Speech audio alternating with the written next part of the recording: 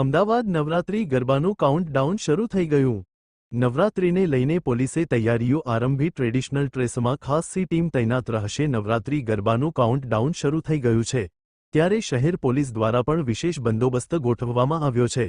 ગરબાના ગ્રાઉન્ડમાં ખાસ મહિલા સી ટીમ ટ્રેડિશનલ ડ્રેસમાં જોવા મળશે અને રોમિયો ઉપર ખાસ નજર રાખશે। 49 જેટલી સી ટીમની રચના કરવામાં આવી છે, ત્યારે ગરબા આયોજકોની અત્યાર સુધી 84 અરજી પોલીસને મળી છે, જેમાંથી 29 અરજીઓ મંજૂરી આપવામાં આવી છે। Bite Reema Munshi, DCP, control room.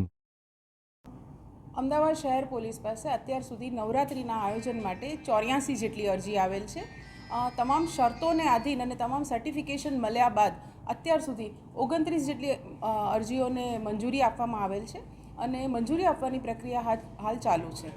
શહેરની 49 જેટલી સી ટીમ છેલ્લા 2 મહિનાથી નવરાત્રિના આયોજનને ધ્યાનમાં લઈ અને કાર્યવાહી શરૂ કરી દીધેલ છે।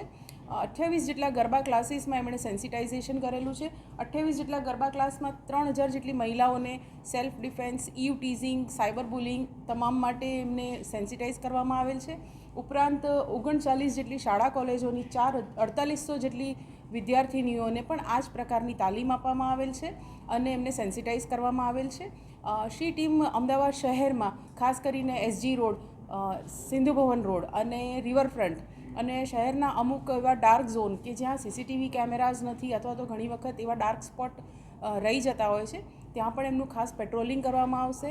શી ટીમ દ્વારા ખાનગી કપડામાં અને ટ્રેડિશનલ ડ્રેસીસમાં ગરબાના આયોજન સ્થળે તથા શેરી ગરબા અથવા તો જે કંઈ પણ નાના મોટા આયોજનો હોય છે ત્યાં ભાગ લેશે અને એન્ટી રોમિયો સ્કોડ તરીકે પણ એ લોકો કામ કરશે અને ઇવ ટીઝિંગ કરતા હોય અથવા તો કોઈપણ પ્રકારની છેડતીના બનાવ બનતા હોય એને રોકવા માટે એ ડિકોય પણ ગોઠવશે।